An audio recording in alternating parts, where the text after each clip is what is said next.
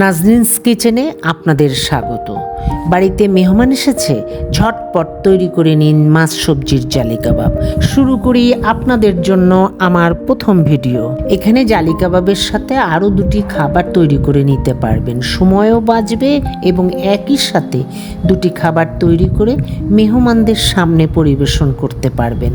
ছোট থেকে বড়রা সকলেই এই জালি কাবাব পছন্দ করে। এই জালি কাবাবের প্রধান একটি উপাদান হলো মাছ। আপনারা সুবিধা মতন যে কোনো মাছ নিতে পারেন। আমি এখানে 4 টুকরো রুই মাছ নিয়েছি, যার ওজন 500 গ্রাম বা আধা কেজি। এবার মাছে 1 চা চামচ লবণ এবং 1 চা চামচ হলুদ মাখিয়ে 10 মিনিট ম্যারিনেট করে রাখি। এবার চলে যাই আরও কিছু উপকরণে। এখানে মুসুর ডাল নিয়েছি 1 কাপ, সবজি লাগবে কচি চাল কুমড়ো একটি, পরিমাণ মতন পেঁয়াজ, আদা, কাঁচামরিচ। এবার চলে যাই চুলায়। যারা আমার নতুন রাঁধুনি তাদের জন্য মাছ ভাজার সকল টিপস এখানে থাকবে। হাই হিটে প্রথমে মাছ ভাজার জন্য কড়াই বসিয়ে দেই। 4টি মাছের জন্য 4 টেবিল চামচ সরিষার তেল দিই। যেহেতু সরিষার তেল, সেহেতু তেলে ধোঁয়া ওঠা পর্যন্ত অপেক্ষা করতে হবে। ভালো মতন কড়াই গরম হয়ে ধোঁয়া উঠছে। তেলে ধোঁয়া উঠলেই মাছ ছেড়ে দিতে হবে। কাঁচা তেলে মাছ ছাড়লে মাছ স্বাদের হয় না, বরং কড়াতে মাছ লেগে যায়। এর ফলে মাছ কড়াই থেকে উঠানো মুশকিল হয়ে যায়। এখন গরম তেলে মাছ ঘষে ঘষে ছেড়ে দিতে হবে। এভাবে মাছ তেলে ছাড়লে তেল ছিটকিয়ে হাত পুড়ে যাবে না। এখানে বেশ পুরাতন কড়াই দেখতে পাচ্ছেন। 30 বছরের এই পুরাতন কড়াতে শুধুমাত্র মাছ ভাজি। এবার মাছের এক পিঠ ভাজা হলে উল্টিয়ে দেই। কিছুক্ষণ অপেক্ষার পর চুলার আঁচ কমিয়ে মাঝারি আঁচে রাখি। যেহেতু ভর্তা হবে, সেহেতু মাছগুলি খুন্তি দিয়ে ফুটো করে দিব এবং মাছের তেল ঢুকবে আর মুচমুচে হবে। ভর্তা স্বাদের হবে। জালি কাবাবের জন্য পুর মজার হবে। ডুবো তেলে মাছ ভাজলে মাছ ছিদ্র করার দরকার নেই। অল্প তেলে মাছ ছিদ্র করে ভেজে নিন। এবার 1 কাপ মুসুর ডালে 2 থেকে আড়াই কাপ পানি দিয়ে ডাল সিদ্ধ করে নিতে হবে। আপনাদের চুলার আঁচ বুঝে ডাল সিদ্ধ করতে হবে। দেখবেন ডাল শক্ত না থাকে, এমনকি নরমও না থাকে।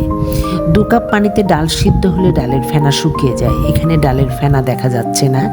ডালের ফেনা ফেলে দেওয়া স্বাস্থ্যের জন্য ভালো। মাছগুলো ভাজা হলে পাত্রে উঠিয়ে নিই। আমার হাত সাবান দিয়ে ভালোভাবে ধুয়ে নিয়েছি। এবার মাছগুলো থেকে কাঁটা বেছে নিই। এখানে 4টি মাছের কাঁটা বেছে নিয়েছি। এবার পেঁয়াজ কুচি করে নেই, আদা কুচি এবং কাঁচামরিচ ফালি করে রাখি। এখন মাছের সাথে ধনিয়া পাতা কুচি, ঝাল কুচি, আদা কুচি, পেঁয়াজ কুচির সাথে সবগুলো একত্রে মাখিয়ে 1 চা চামচ লবণ মিশিয়ে সব উপকরণ প্রথমে ভালোভাবে মাখিয়ে নিতে হবে। 1 টেবিল চামচ সরিষার তেলে মাছ মাখিয়ে মাছের ভর্তা করে নিই। এখানে 500 গ্রাম মাছে 4 কাপ ভর্তা হবে। ডাল সিদ্ধ হয়ে গেছে, এবার ডাল ভর্তা করে নেই। ডালের সাথে পেঁয়াজ কুচি, ধনেপাতা কুচি, কাঁচামরিচ কুচি, পরিমাণ মতন লবণ, 1 টেবিল চামচ সরিষার তেলে ডাল মাখিয়ে ভর্তা করে নেই। সাধারণত আমরা ডাল ভর্তা সকলেই করি। ভিন্ন ভিন্ন হাতের টানে ভিন্ন ভিন্ন স্বাদের হয়। তবে এখানে যে বিশেষ একটি টিপস, সেটা হলো পেঁয়াজ, ধনেপাতা, কাঁচামরিচ প্রথমে লবণের সাথে ভালোভাবে মাখতে হবে, পরে তেল দিতে হবে। ডাল ভর্তা মাখতে মাখতে মোমের মতন যখন হবে, তখন সেই ভর্তা খেতে দারুণ হবে।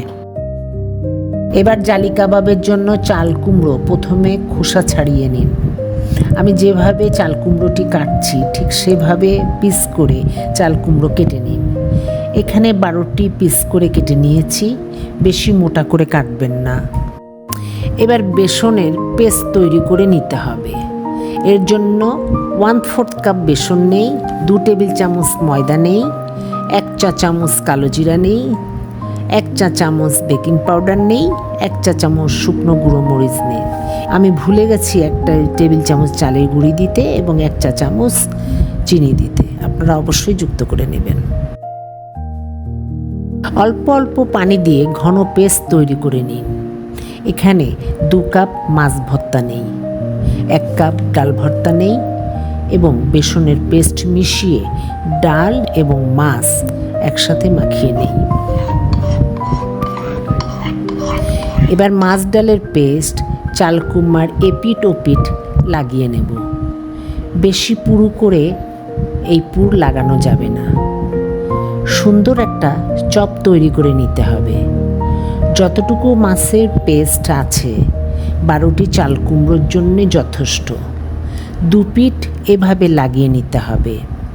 এই জালি কাবাব ভেজে আপনি বেশ কিছুদিন ফ্রিজে রেখে খেতে পারবেন।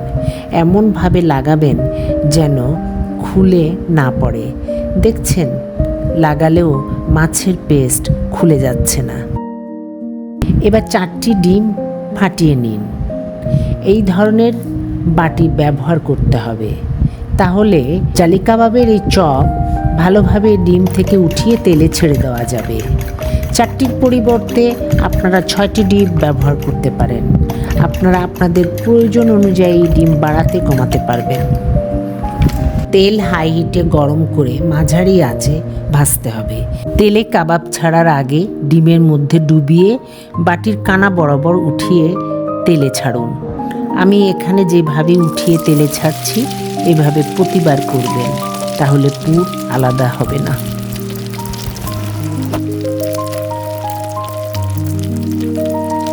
এপিট ওপিট তেলে ভেজে নিতে হবে। কাবাবের ভিতরে কাঁচা থাকলে কাঠির সাহায্যে ছিদ্র করে দেখে নিন।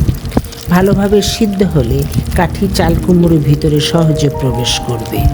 মাঝারি আঁচে কমলা রং এলে তেল থেকে এই চাল কুমড়োর চপটি বা জালি কাবাবটি উঠিয়ে নিন।